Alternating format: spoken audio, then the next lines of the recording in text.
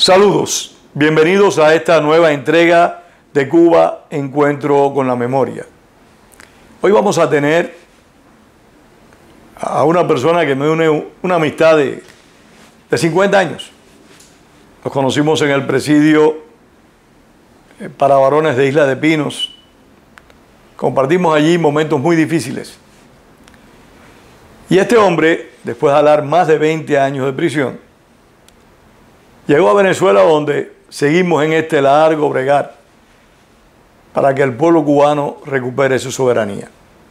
Me refiero a mi amigo Ángel de Fana, a quien ustedes conocen como el director de Plantado, pero que yo lo conozco como un luchador incansable por la democracia y la libertad de todos los cubanos. Un hombre que ha luchado en diferentes frentes y aprovecha toda oportunidad en la que pueda denunciar la dictadura. Ese es Ángel de Fana.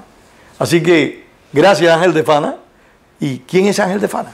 Aparte de ese hombre que conocemos de la radio, de la televisión, por sus trabajos editoriales.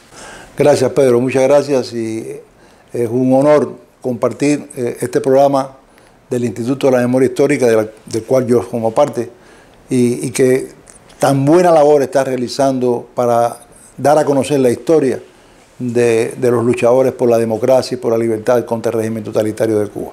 Ángel de Fana es un cubanito de Luyanó. Nací en la esquina de Toyo, del lado de allá de la calzada de la esquina de Toyo. Nací en la pegada a la panadería. O sea, nací en Santo Suárez, pero después viví en la otra parte de la acera, la mayor parte del tiempo. En la calle Mangos, ahí en Jesús del Monte, estudié en la escuela pública en el 87, después en la 41, que está en la calzada de Luyanó.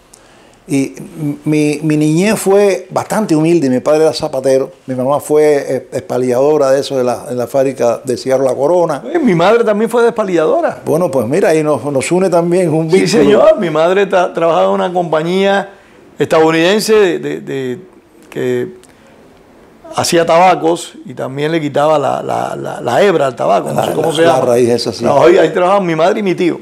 Pues ahí, en ese ambiente tan saludable, tan bueno, de gente que jugábamos pelota en la calle, a las cuatro esquinas, que íbamos a Arenal allá en Luyanó a jugar pelota. En ese ambiente me crié yo la mayor parte de mi vida, hasta que ya después empecé a trabajar muy jovencito. Cuando triunfa la revolución, y tengo que decir triunfa la revolución o la insurrección, como algunos preferimos decirle, cuando triunfa la insurrección, porque la revolución viene después, cuando triunfa la insurrección que cambió la vida de todos nosotros, de una forma dramática, ¿qué hacía Ángel de Fana? Yo trabajaba en la fábrica de zapatos de Germán Lamazares, quien después fue un líder de la lucha por la democracia en Venezuela, entre otros. Después él viajó a Venezuela y trabajaba ya también en la industria del un cubano también de lujo. Cubano excepcional.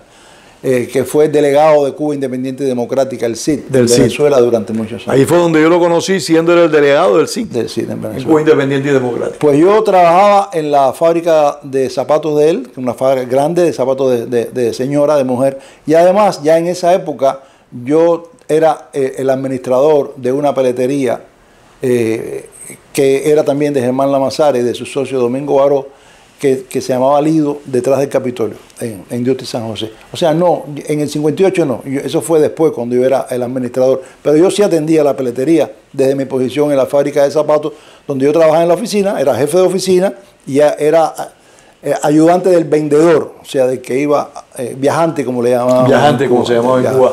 ¿Y cómo te involucras en la lucha contra los Castro? Bien, tengo que, nada más que señalar que anteriormente yo había estudiado en la Havana Business Academy con una beca. O sea, yo tuve una beca y ahí estudié todo lo que es contabilidad y todas esas cosas de oficina, lo estudié en la Havana Business Academy. Yo me incorporo, yo no participé en la lucha contra Batista. No es que simpatizara con Batista, sencillamente había un cubano más. Son opciones que uno tiene o no tiene. O sea, que yo no fui revolucionario con una posición activa, no lo hice. Cuando en los primeros días de la revolución simpaticé con los rebeldes, con Fidel y con todo aquel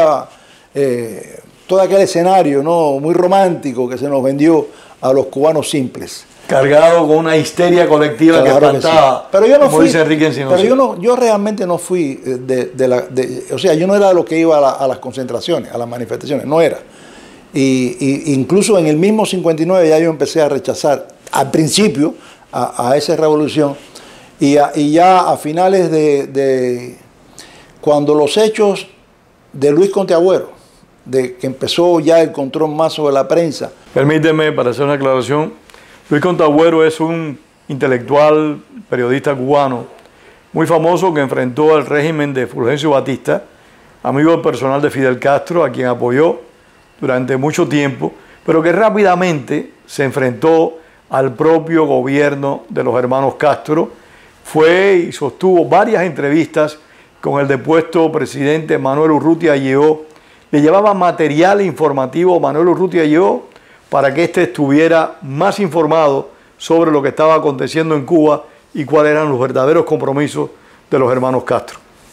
Ese fue el señor Luis Conte Agüero. Y sigue siendo. Sí, que también era en cierta forma un dirigente político muy importante del Partido Ortodoxo.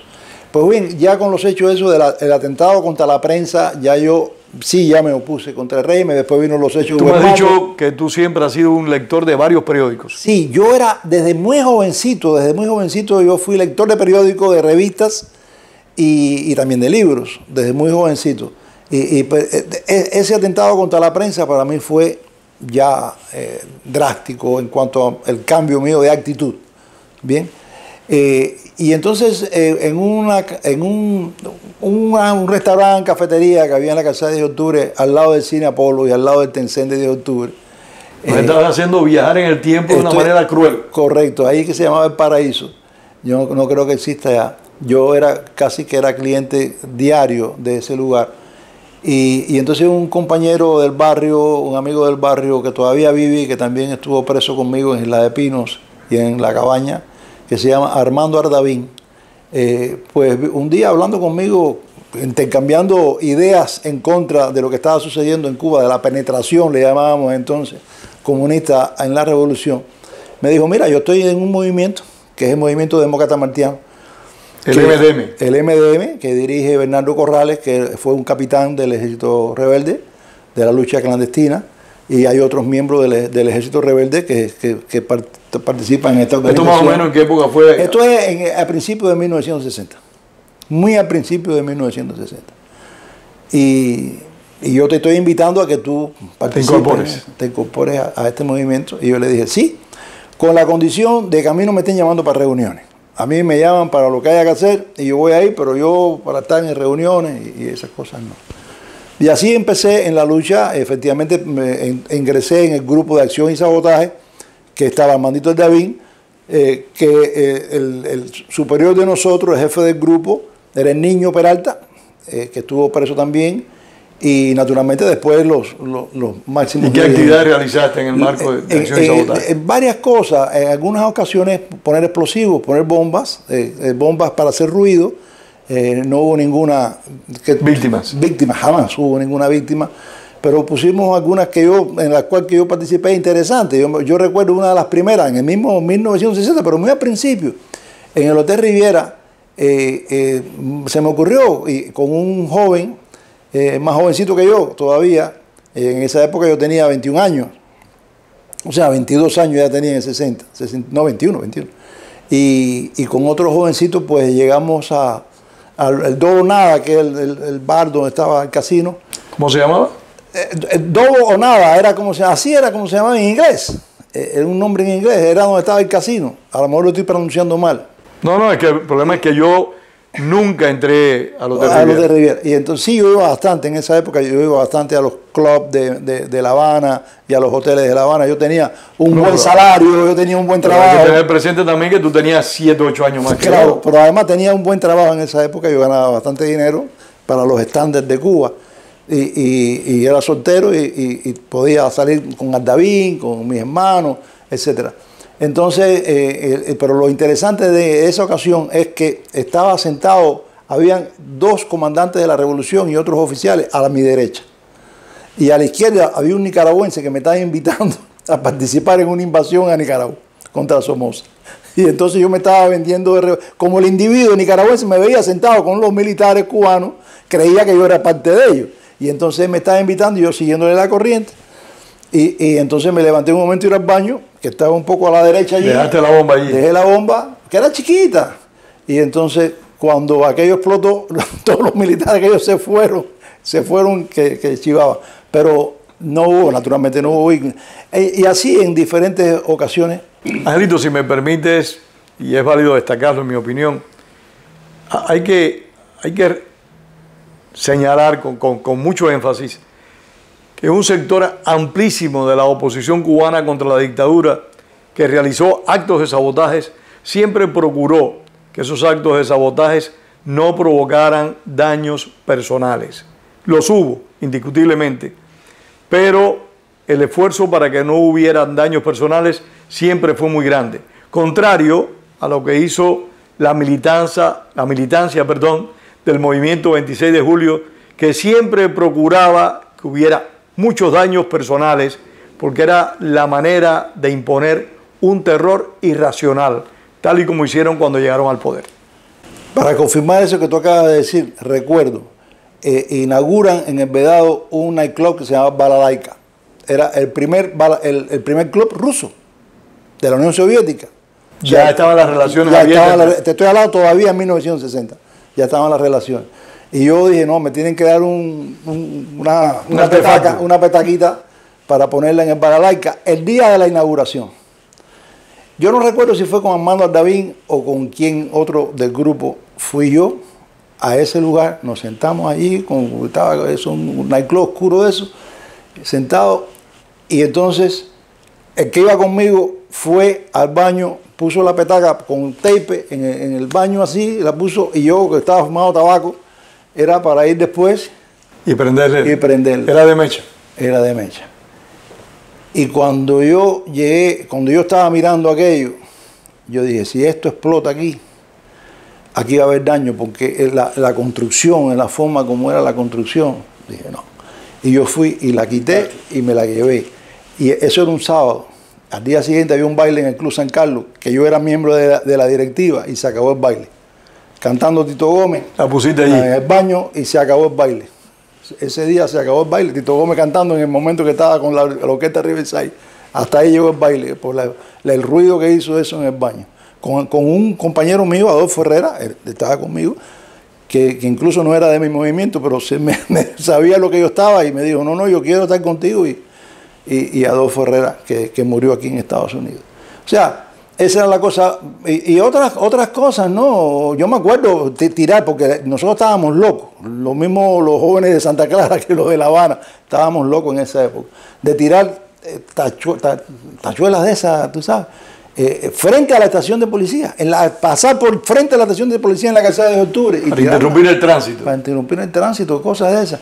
Recuerdo una vez, en el cine Atlas de la calzada de Leonor, nos mandaron que teníamos que tirar unas proclamas, que era una carta que había hecho Bernardo Corrales, y ya él había renunciado. El capitán Bernardo Corrales, que fue posteriormente ejecutado en el año 61, septiembre del 61, 16 de septiembre del 61, fue fusilado, estuvo alzado en las montañas de Pinal del Río, pero de todo eso nos va a hablar Ángel de Pana. Bien, entonces ese fue el primer día que yo lo había conocido antes, un día que yo había puesto un explosivo de eso, y entonces yo iba con el niño, con el jefe mío, del grupo en una motocicleta y él paró para que me conociera Bernardo, que estaba caminando por la calzada.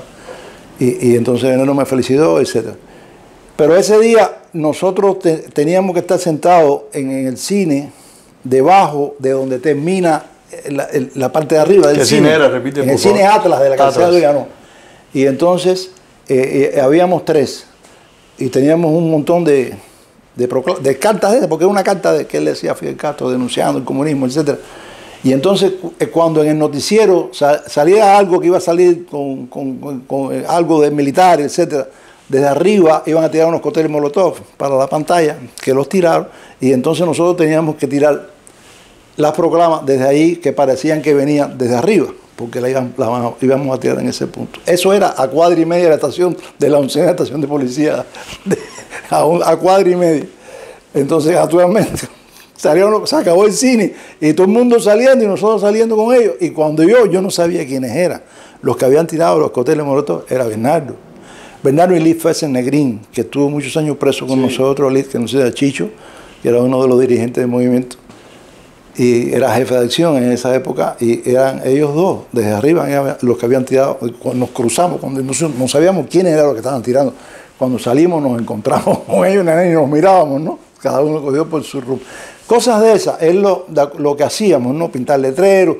Yo siempre andaba yo con crayones de eso. Siempre. Ya te digo, yo estaba metido en los nightclubs, en todos los lugares. Yo siempre tenía un crayón de esos abajo Fidel. Y eso eran cosas comunes que hacíamos en esa época. Teníamos un periodiquito que se llamaba, bueno, era un movimiento del movimiento, el Gusano se llama, el Gusano. Un periodiquito que se hacía, tú sabes, con stencil y esas cosas. Y también lo tirábamos y lo repartíamos por ahí. Cosa interesante, una vez descubrimos, hubo un miembro del MDM que era un miembro de la seguridad del Estado, que se llamaba Tomás González. ¿Esto es todavía en el 60 o avanzado ya? Eso puede haber sido 60, o 61, principios de 61 quizás. Tomás González era miembro de seguridad del Estado. Algunos de nosotros él nos dio carnet de la seguridad del Estado. Pero era seguridad del Estado, pero conspiraba con ustedes honestamente. Sí. No era un infiltrado. Lo fusilaron. ¿O fusilaron? Lo fusilaron. Repite el nombre, por favor. Tomás González. Sí, era miembro de la seguridad del Estado. O sea, había sido un miembro del Ejército Rebelde, entró en la seguridad del Estado, pero no era comunista, y se empezó a conspirar con Bernardo y con nosotros. ¿Dentro de la seguridad? Dentro de la seguridad. A él lo fusilaron siendo todavía miembro. Él nunca renunció, a él lo capturaron, lo descubrieron.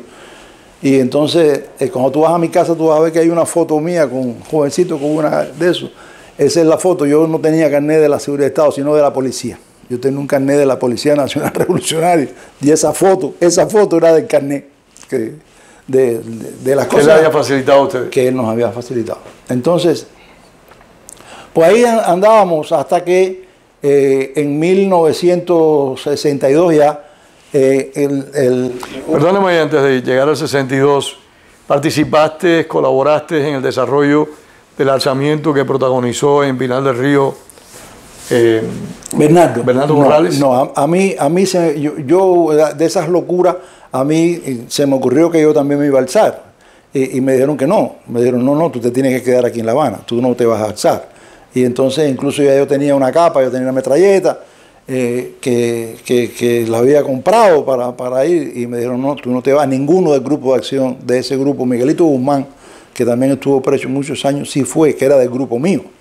Miguelito Guzmán, que incluso el día de Girón, el día de la invasión, del desembarco de los patriotas de la Brigada 2506, yo trabajaba en la fábrica de zapatos, yo tenía una secretaria, Clarita Cuartero, se llamaba, era mucho mayor que yo era muy jovencito.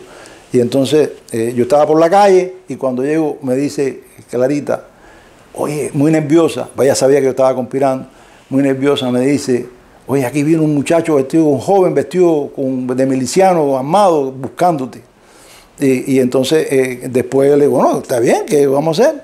Y entonces era Miguelito Guzmán, que no tenía dónde meterse, estaba clandestino, estaba vestido miliciano con una metralleta y yo me lo llevé para mi casa. Se quedó a dormir en mi casa. Él estaba clandestino. Miguelito Guzmán, ese sí se alzó, es de los presos que cayeron allá presos del grupo mío. Carlito también, había otro del grupo que se alzaron, pero a mí no me permitieron alzarme. O sea, yo no tenía participación en eso. ¿En el alzamiento? No, porque incluso después, en el año 61, cayeron varios dirigentes del movimiento presos. Cayó Liz Fesser, cayó varios, que la mayor parte de ellos habían sido tenientes del Ejército Rebelde. Y ya anteriormente había caído preso Julio Tan, que también había sido de los grupos de acción y sabotaje. Julio Tan, que murió en presidio, fue asesinado en presidio por las hordas castristas. Un hombre también muy valiente, Julio Tan Texier. Dirigente anticatólico de la JOC, de la Juventud Obrera Católica. Entonces, caen varios dirigentes y a mí entonces me piden que yo pase a ser coordinador de finanzas del movimiento. El coordinador de finanzas hasta ese momento era Israel Ibáñez Castellano, que todavía vive, compañero mío de causa, pero él accedió a que yo lo sustituyera porque yo tenía más relaciones con hombres de negocio y esas cosas que todavía existían. Como consecuencia de la peletería. De mi trabajo en la fábrica de zapatos. Y entonces me nombran coordinador de finanzas. Y yo estoy ya en esa época, ya a finales de 61, ya empiezo ya a ser coordinador de finanzas. En esa época el coordinador nacional del movimiento era Manolito Arias. Manuel Arias, que después se asiló en el 62. Y que cuando él se asila y se va, a mí me nombran entonces coordinador nacional del Movimiento Demócrata Haitiano. O sea, cuando yo caigo preso, soy el máximo dirigente del movimiento, pero la seguridad de Estado no lo sabía. O sea, a mí la seguridad de Estado no me identifica como coordinador nacional, sino como coordinador de finanzas. Caigo preso porque se infiltra. ¿En qué año caíste preso? Yo caí preso en septiembre de 1962. Me había casado en agosto. A los 33 días de haberme casado, caigo preso. Incluso el infiltrado, que era un individuo muy conocido en Cuba, porque era artista de televisión, Carlos Montezuma, conocido como Ñigo Rutina, se infiltra a los grupos de acción. O sea, se infiltra a través de un trabajo que yo hago de finanzas. O sea, Carlos Montezuma era un delator. Era un agente de la seguridad del Estado. No, él era un agente de la seguridad del Estado. Era un agente. Era un agente. Después, 20 años después, cuando pasan 20 años del hecho por lo que él que causó la muerte de un compañero del Bolo, Roberto, que voy a explicar brevemente, a los 20 años que yo salgo entonces de presidio, él muere. Y entonces en Bohemia y en la televisión descubren quién era Carlos Montezuma, que durante todos esos años había sido un agente de la seguridad del Estado. Todos esos años. Y el caso de él, lo voy a contar porque es interesante, porque es un caso muy conocido. Él se infiltra porque yo estoy trabajando con un grupo de artistas donde estaba Servando Díaz y habían otra gente que querían colaborar económicamente con la lucha, y yo me reúno con ellos y por medio de un contacto que era bueno, no era de la gente, pero a él se le había infiltrado a ese contacto en el mundo ese de los artistas, y él viene y me lo presenta. Cuando me lo presenta, yo conocía su antecedente de haber sido oficial del Ejército Rebelde. Lo era, yo lo sabía. Y entonces yo con el Ejecutivo, digo, yo todavía era coordinador de finanzas, digo, este hombre ha entrado aquí, pero que no lo conozca más nadie, porque yo tengo dudas, yo no tenía pruebas. Pero él, por otros medios, se infiltró en el grupo, uno de los principales grupos de acción, el grupo de San Miguel del Padrón. Eran muy buenos, y él entra por ahí. En ese grupo también había gente que no era de San Miguel de Padrón, como Miguel Cantón, como Gustavo Bencomo, pero ahí estaba Felipito Hernández Payaré. O sea, ese era un grupo, y estaba Frank Quesada, que era después el jefe de acción y sabotaje. ¿Y él se infiltró en ese grupo, Moctezuma? Se infiltró en ese grupo. Un día, estando yo en la peletería, llegan 2 o 3 de ese grupo y llegan a verme a la peletería y me dicen: oye, hemos descubierto que Carlos Montezuma es un agente de seguridad de Estado, porque un santero nos lo dijo, que lo conoce desde siempre. Y yo le dije: bueno, mira, desde este momento, al único que conoce el Ejecutivo es a mí, desde este momento yo me estoy quedando con el destino, elimínenlo. Así lo dije, elimínenlo, ya. Y ellos salieron y fueron a buscarlo, le pusieron una pistola en la cabeza, se lo montaron en un carro, y en vez de eliminarlo, que es lo que tenían que haber hecho, aunque después me hubieran fusilado a mí, porque por lo menos el Bolo a lo mejor lo hubiera salvado su vida, lo que hicieron fue dejarse convencer por la persona que lo había acusado de que él no era un agente. ¿Está bien?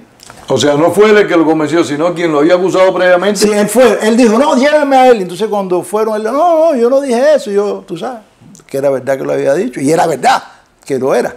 Pero bueno, en definitiva, en esa lucha ya en mayo. Me decías, y como consecuencia de la delación de Moctezuma. Ahora voy a lo que tú me estás preguntando.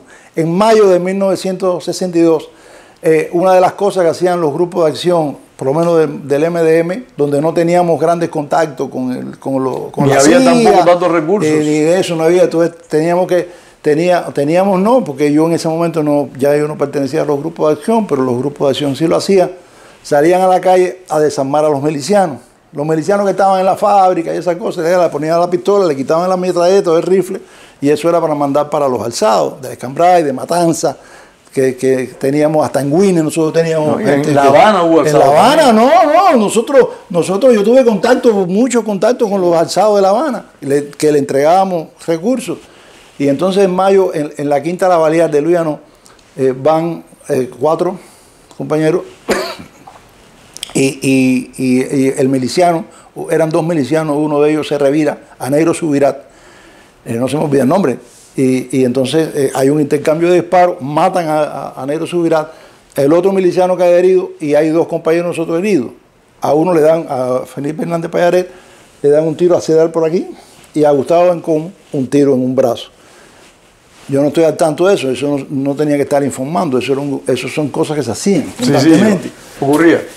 Y entonces, pero llegan a mi casa en una época donde no había viper y en mi casa no había teléfono. Van directamente a mi casa a buscarme de noche, que habían 2 heridos, y entonces yo salí. ¿Ellos pudieron irse al lugar donde cometieron el atentado? Sí, sin problema. Y entonces, 2 de los heridos van a casa de Gustavo Bencón. Y yo voy allí. Allí es donde tengo que dirigirme. O sea, yo fui a buscar un médico que trabajaba con nosotros y llevo al médico a la casa.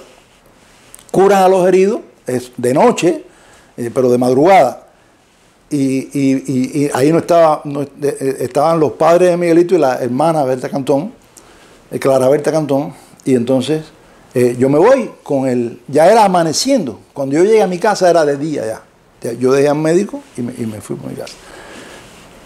Ya estaba Radio Reloj diciendo el asesinato y no sé cuánto. Ya a esa hora Radio Reloj estaba haciendo una campaña el otro día en Revolución, el letrero inmenso, hay que capturarlo, no sé cuánto. ¿Qué suponemos nosotros?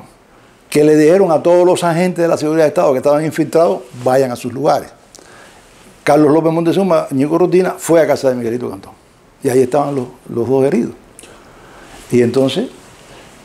Seguida vino la policía, rodeó aquello, se llevaron presos a los 2, a los padres de Miguelito y a la hermana de Miguelito, y salieron a buscar a los demás.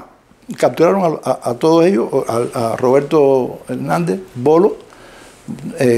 Roberto, ese fue el que ejecutaron. Ese fue el que ejecutaron, porque era el único mayor de edad. Roberto Hernández, Bolo. El Bolo, era el único mayor de edad, un mulatico, guapísimo.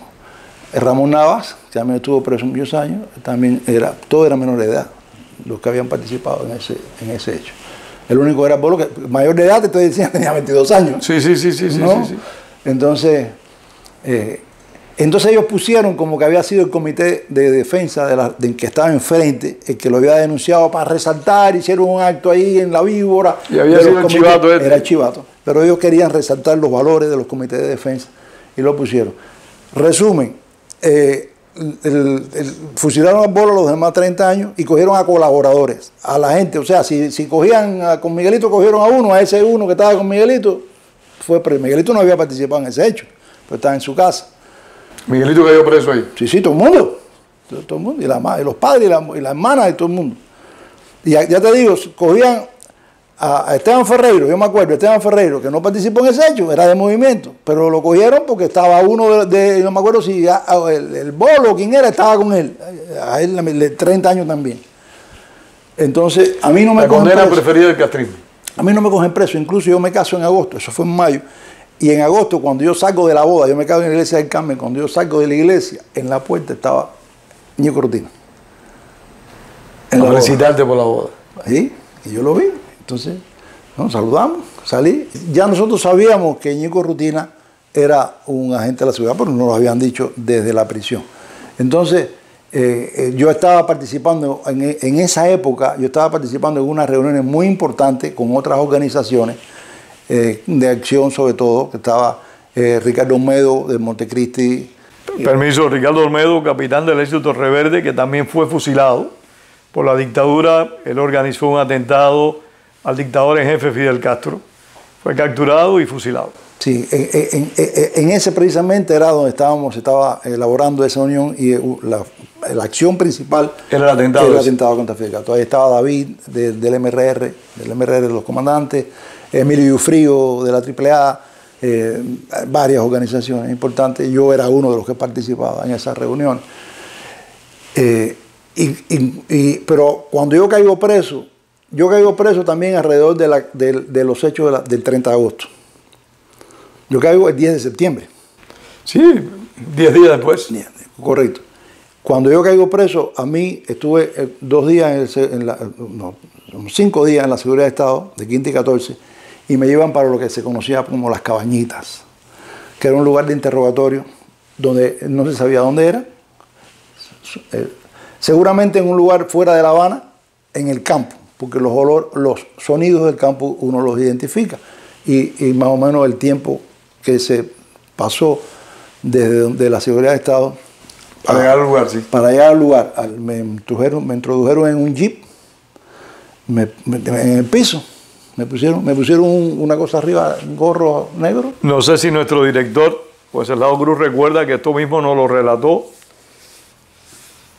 Argelio Hernández, conocido entre nosotros los expresos como Yeyo Macarrón. Nos relata esta misma travesía y lo tiraron en el piso.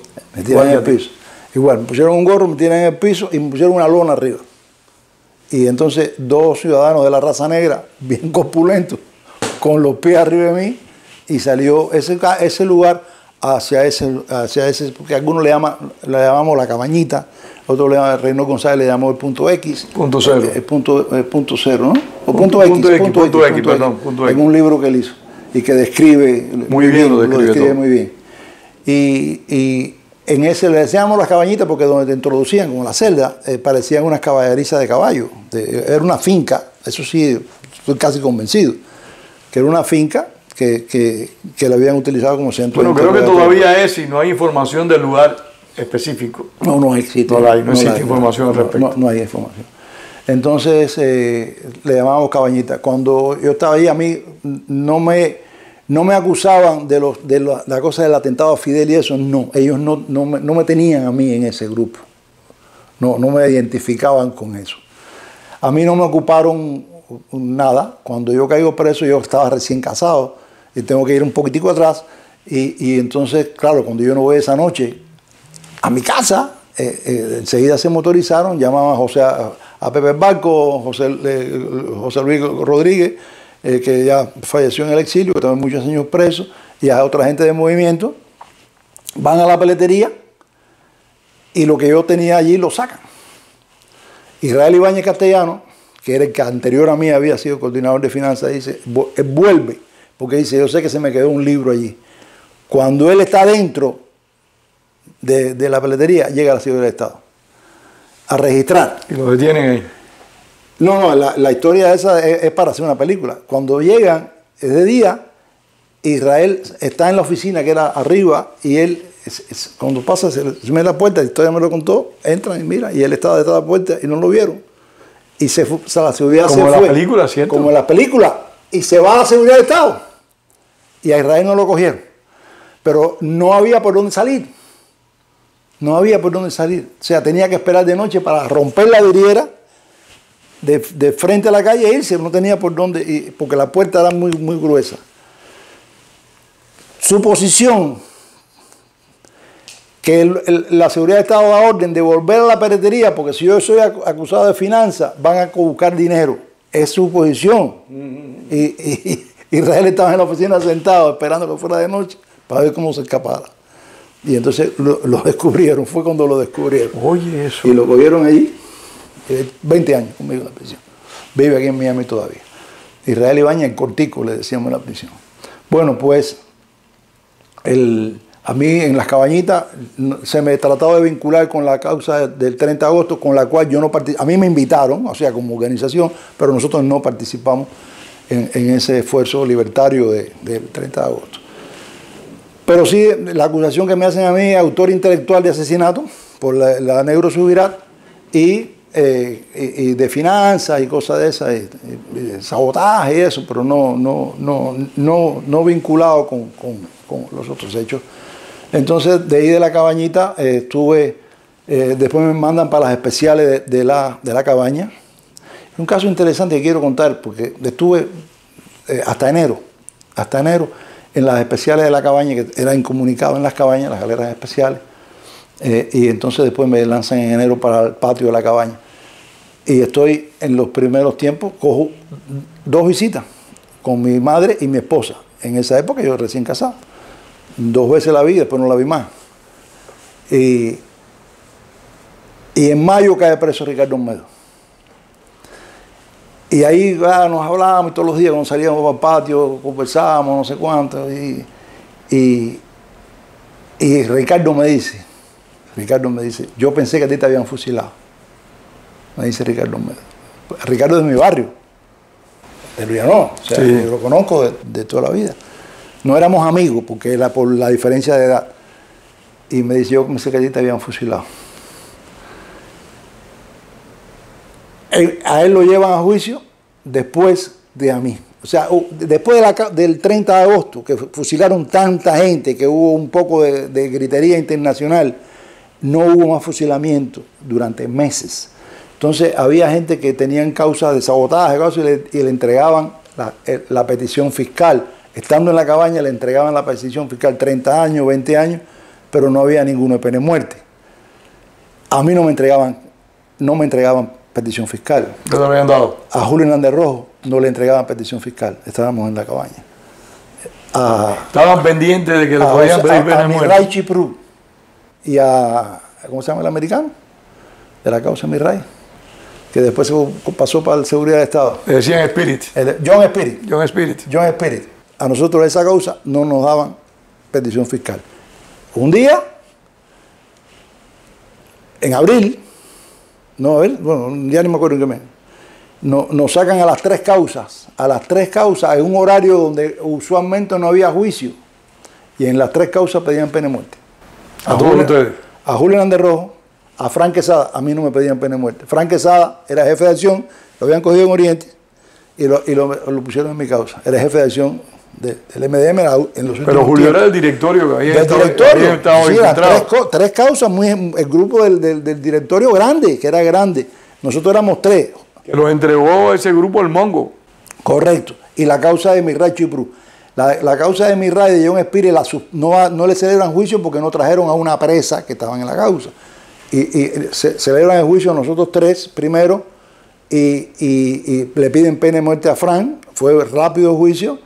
Frank, que tenía un antecedente de preso común, tenía antecedente de haber sido preso común, él había llevado una cuchilla y cuando salíamos de la cabaña, del juicio, rodeado de guardia, él sacó la cuchilla y empezó a cortarse. Entonces, delante mío, al lado mío y a mi izquierda. Se lo llevaron y nos introdujeron en las galeras especiales que estaban vacías entonces. Nos introdujeron ahí a esperar el juicio de Julito, que se demoró bastante, y ya por la noche, cuando venía el resto de los compañeros, Pequeño, Nicolás, todo ese grupo, venía, entonces nos llevaron para el patio. Cuento esto porque la vida es tremenda, y nos introducen, y había la costumbre en la cabaña. No hubo más pena de muerte. No llegó a fusilar a nadie porque hubo una gestión por Julito, según tengo entendido, una gestión internacional, no llegaron a fusilar. Y a Frank Quesada, yo no conozco ningún caso que el mismo día de juicio le hayan entregado la sentencia. A mí me la entregaron. Y viene esta parte que quiero contar. Cuando llegamos a la cabaña, como era de noche, Julito ahí había ido para Capilla, Frank Quesada para Capilla, que es como siempre pasa con los que van a fusilar, y entonces se hace un rosario y se hace una oración por los que van a fusilar. Y ahora más de las 9 de la noche. Entonces, cuando termine Rosario, suena el guardia el candado, ese que sabe que entró, que vuelva a salir. Todo el mundo se quedó y yo también. Creíamos que a mí me habían elevado también la pena de muerte. O sea, que era contigo, que Sí, sí. sí. De entrar, que volviera a salir. Que volviera a salir de noche. Y entonces Tú dijiste, se acabó el juego. se acabó el juego y vamos subiendo para allá, para donde estaba el botiquín de la cabaña. Al lado, ahí estaba. Y yo estaba en la 8. En la 10 estaba Ricardito. Ricardo Melo. Ricardo Olmedo. A mí eso es una cosa que yo tengo en mi mente que no se me olvida nunca. Y no había Pepe Barco, José Agustín López Rodríguez, que había sido mi hermano, que había sido testigo de mi boda. Tú sabes, que lo conocía desde que yo nací. Sabía que se había ido para atrás, no quería verme. Y Ricardito es el único que estaba en el hecho. Y cuando yo pasé, me hizo así. ¿Qué interesa moral? Y a él sí lo fusilaron. Y a él fue que sí lo fusilaron. Me llevaron para el botiquín, ahí estaba Jimmy, el director, estaba el fiscal. ¿Y para qué te habían llamado? Para darme la sentencia. Para darme la sentencia. Hicieron pasar un mal rato. Yo no conozco a ningún caso que el mismo día de juicio le hayan dado la sentencia. Es raro. Y me decime, Frank Quesada 30 años, tú Israel 20 años. Que al compañero que habían condenado, no lo fusilaron. No, ahí venía la sentencia, 30 años. Entonces cuando salimos, Giovanni Pereira, el Oriente, él me lo recuerda, porque cuando salimos del guardia, el conduce, que nos había llevado, me lleva de regreso para la galera, y me dice, tienes que darle gracias a la revolución que te han dejado vivo. Y a mí se me ocurrió decirle, no gracias a la revolución, no gracias a Dios. Y me fue a tranca hasta la puerta de la galera. Y Giovanni siempre se acuerda de eso. Siempre la revolución es muy generosa. Sí. Bueno, Pues nada, después de... Alito, perdóname, quiero rememorar a Julio Hernández Rojo. Julio Hernández Rojo fue dirigente del Directorio Revolucionario, estuvo aquí en Estados Unidos y fue de esos muchos hombres que, estando en libertad y en tranquilidad, siguieron honrando su compromiso con Cuba. Regresó a Cuba clandestinamente, fue apresado por una delación de un infiltrado del G2, del cual hemos hablado en estas entregas de Cuba Encuentro con la Memoria, y le pidieron pena de muerte y realmente estuvo a punto de ser fusilado. Fue una de las pocas personas beneficiadas con una campaña internacional a favor del respeto de su vida, que evidentemente repercutió favorablemente en ustedes también. También, gracias a eso, nos fusilaron a Frank Quesada. Juntos, y recuerdo a Julio Hernández Rojo con mucho cariño, juntos fundamos el Presidio Isla de Pinos, Nuestra América. Nuestra América. Juntos lo fundamos y trabajamos en eso muchos años. Pero bueno, algún día hablaremos de Nuestra América. Pintor, intelectual, arquitecto, seguro, y aquí músico, en el exilio trabajando, ayudando a los enfermos de SIDA. De SIDA. Tocaba una guiterra. Tremendo. Fue a mí que me dio clase. Porque te enseñó a ti a tocar. Y tenía una voz, tenía muy poco volumen, como se dice, pero tenía una voz muy melodiosa. Bueno, pues sí, son de esa gente que hay tantos, ¿verdad? Hay que recordarlo en la medida de lo que recordarlo, porque son gente, son héroes de la patria, desde el punto de vista combativo, pero también desde el punto de vista moral, desde el punto de vista de las ideas. Marcaron pautas. Son de esa generación que lamentablemente se perdió en nuestro país. Algunos murieron, otros tuvieron que venir al exilio y algunos se quedaron en Cuba. Hubieran sido hombres y mujeres que hubieran aportado a nuestra nación grandes cosas. Bueno, pues nada, después la cabaña, hubo ya problema de la visita con la doble reja, ya yo no cogí más visita. Después me llevaron para Isla de Pino en julio de 1963 y allí estaba todavía... ¿Eres 29 o 30? Sí, no me acuerdo. ¿Ya no te acuerdas? No me acuerdo, pero sé que me llevaron para allá en la última guaguita donde iba mi Ray y uno que después nunca lo vimos, no sé qué pasó con él. Era un extranjero sueco o algo de eso, no me acuerdo bien, que iban el último grupito, íbamos 3 o 4 en una guaguita de esa para allá, para el aeropuerto, donde nos llevaron en avión a Isla de Pino. Ahí en la de Pino fue donde nos conocimos, entonces teníamos Nuestra América y todas las actividades aquellas culturales. Los tés por las tardes, cuando no nos botaban por qué hacer el té. Efectivamente, fue donde nos conocimos en la Circular 1 de Isla de Pino, en aquella época, y hasta que llegó el plan de trabajo forzado, que ya yo fui trasladado para la Circular 3, ahí empecé el trabajo forzado. y después fui llevado con Eraisen Martínez. Un día nos llamaron a entrevista a tres presos, estando en la 1. A Eraisen Martínez, al ingeniero Arias y a mí. Ingeniero Fernando Arias. Fernando Arias. Nos llevaron por separado. El mismo, íbamos juntos, pero después entrevistas separadas con oficial. Y ahí hacernos preguntas, etcétera. Y a los 3 nos sacaron y nos mandaron para la 4. Tú sabes. Por rebeldes y por las cosas esas. Después estuve en la cantera.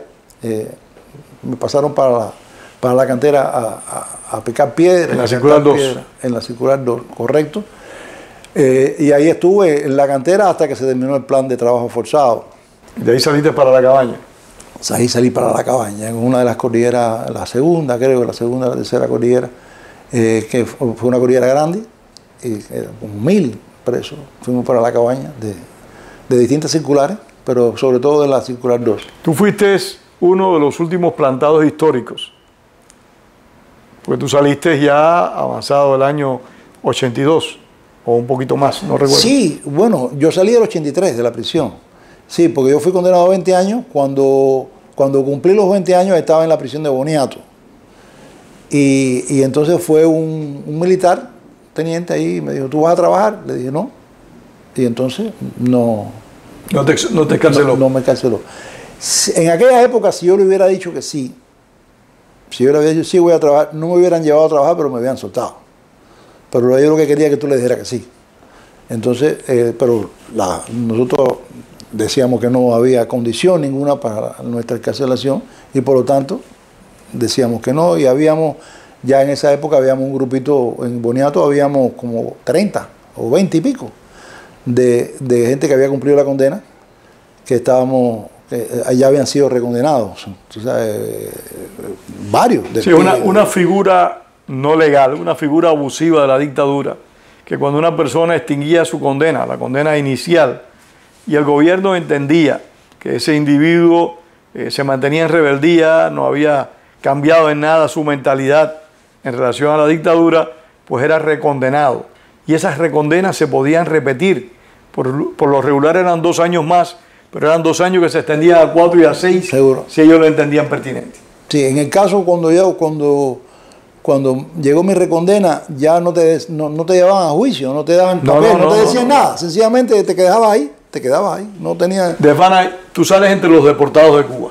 Sí, yo en 1983 hay un grupo en Boniatico, un grupo de los recondenados que decide hacer una huelga de hambre a muerte. O nos liberan o nos morimos. Yo no estaba en ese grupo, pero se había sacado la información al exterior y al parecer el régimen decidió... Sí, ya había pasado el diálogo aquí en Estados Unidos. Correcto. Y el régimen dijo, no, lo vamos a excarcelar poco a poco y tienen que salir del país. O sea, la condición que sí aceptamos era salir del país.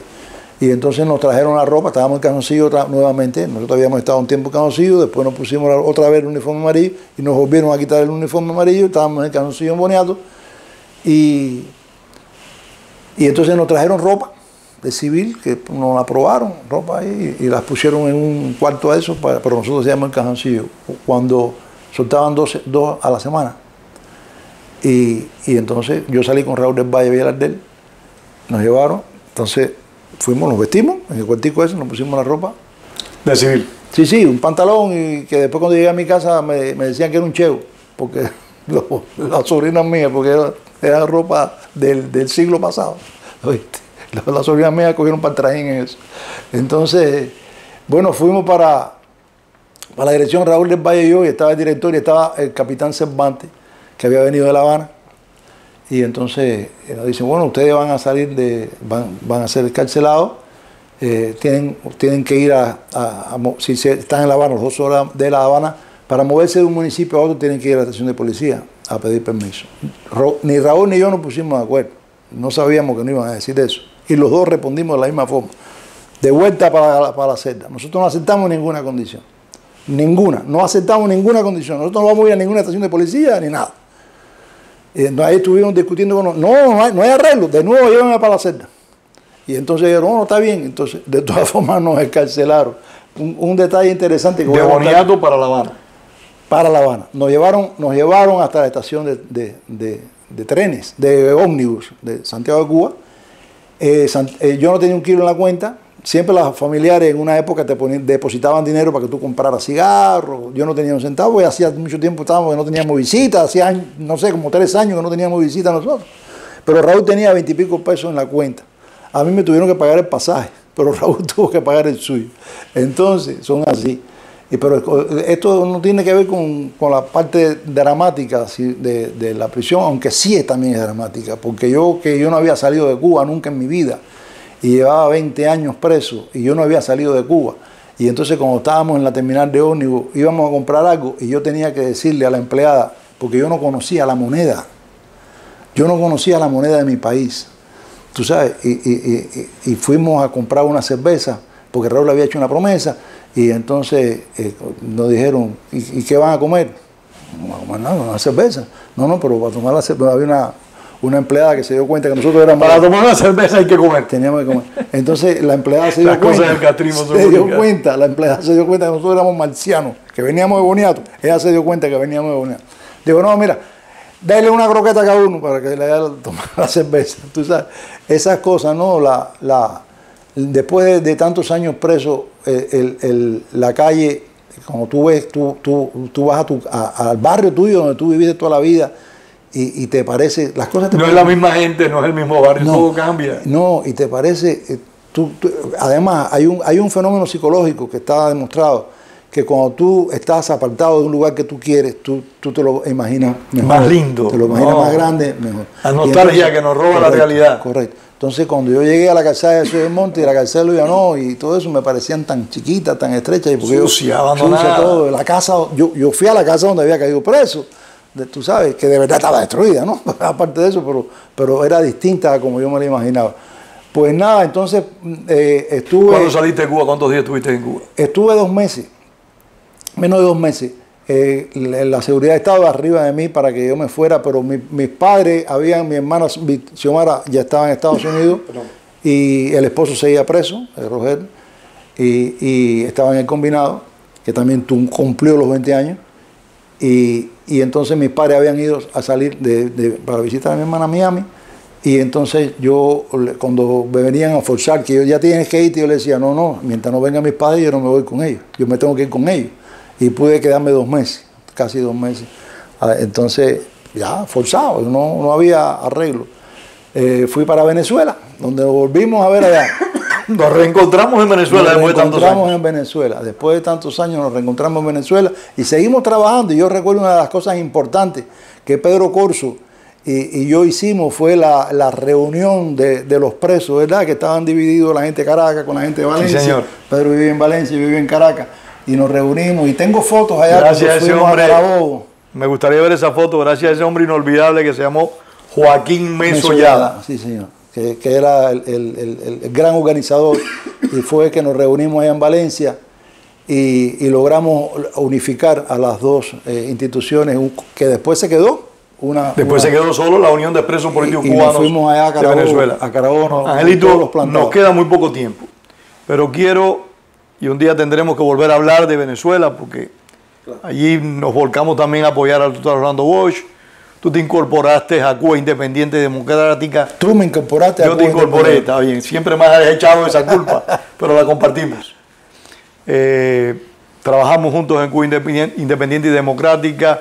Apoyamos al doctor Orlando Bosch y a Luis Posada Carriles y los demás 2 venezolanos, Hernán Lugo y Freddy Ricardo, que estaban presos en Caracas.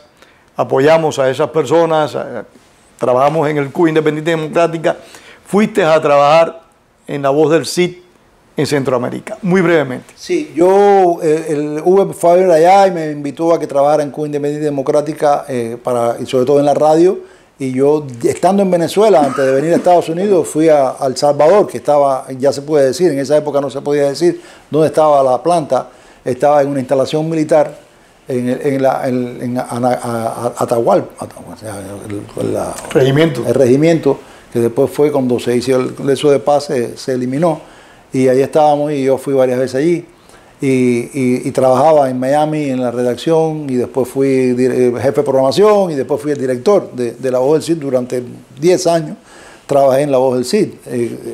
Desde el punto de vista político, económicamente eso no existía. Yo tenía que limpiar oficina por la noche con mi esposa. Siempre yo tenía 2 trabajos, siempre tenía 2 trabajos porque no podía mantener a mi familia. Y lo sigues teniendo, de hecho, 2 y 3. Siempre he tenido 2 y 3 trabajos toda la vida, porque es la única forma de eso. Pero bueno, yo me siento satisfecho después que... Pero ¿cómo se crea Plantado? Después, en 1996, hay un millonario cubano-americano, español. Más cubano que millonario. Sí, no, más cubano que millonario, que había hecho mucho dinero con una empresa que hizo de pizza, Telepizza, hizo muchos millones, y entonces un día dijo, bueno, ¿y para qué yo quiero tanto dinero? Un tío de él, José Pujal Medero, había cumplido 20 y tantos, 26 años, mucho más que yo, y había ya llegado al exilio. Y él le dijo, búscate un grupo de compañeros tuyos para que salgan al mundo a hablar de presidio, etcétera, que yo voy a financiar. Bueno, fue él quien nos financió el único documental para el cual hemos contado con financiamiento, Un presidio plantado, un documental muy rico sobre la historia del presidio de Isla de Pinos. Leopoldo Pujals Mederos. Leo, como le decimos todos cariñosamente, ha sido un patrocinador de Plantado, y en esa época pues se organizó Mario Chanes de Armas, que es un fundador del 26 de julio, o sea, combatiente de Moncada y del Granma. Y del Granma, de los dos. Y el preso que más años cumplió.